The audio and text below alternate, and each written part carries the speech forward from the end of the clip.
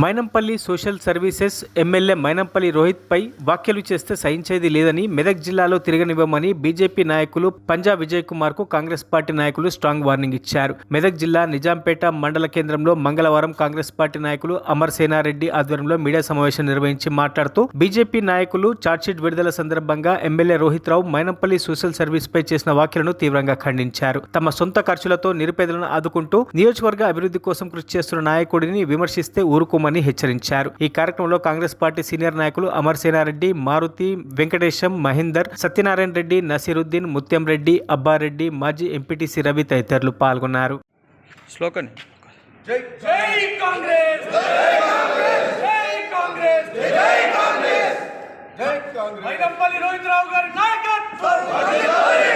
కులగణన ఈ రాష్ట్ర ప్రభుత్వం కులగణన ఎక్కడ దేశంలో ఎక్కడ లేని విధంగా నీ ప్రధానమంత్రి మోడీ గారు కూడా చేయనటువంటి కులగణన ఇక్కడ తెలంగాణలో చేసిన సంగతి నువ్వు మర్చిపోయినవా? నీకు తెలియదా? నువ్వు ఒక్కసారి నీ ఇంగిత జ్ఞానంతో ఆలోచించు మిస్టర్ విజయ్. నువ్వు మరి ఒక్కసారి ఇంకొకసారి ఎమ్మెల్యే మీద మాట్లాడితే తగిన శాస్తి నీకు జరుగుతుంది అని చెప్పి ఈ సందర్భంగా మీకు తెలియజేస్తూ ఉన్నాం. అదే కాదు, మొన్ననే మనందరికీ తెలుసు, రైతులకు సంబంధించినటువంటి రైతు రుణమాఫీ ఏదైతే ఉందో 2 లక్షల రుణమాఫీ, 2 లక్షల వరకు ఎవరైతే లోన్ తీసుకొని ఉన్నారో వారందరి యొక్క 2 లక్షల రుణమాఫీ జరిగిన సంగతి ఈ లోకానికి తెలియదా? ఈ రైతులకు తెలియదా? ఈ తెలంగాణలో ఉన్నటువంటి ప్రజలకు తెలియదా అని చెప్పి ఈ సందర్భంగా మేము అడుగుతూ ఉన్నాం. ఒక్క సంవత్సరం అధికారంలోకి వచ్చి 1 సంవత్సరం అయిన లోపలే 50,000 ఉద్యోగాలు ఇచ్చినటువంటి ఈ చరిత్ర ఎప్పుడు కూడా లేదు. కేవలం కాంగ్రెస్ పార్టీకి ఈ 50,000 ఉద్యోగాలు ఇచ్చిన చరిత్ర రేవంత్ రెడ్డి గారికి దక్కుతుందని చెప్పి ఈ సందర్భంగా మేము తెలియజేస్తూ ఉన్నాం.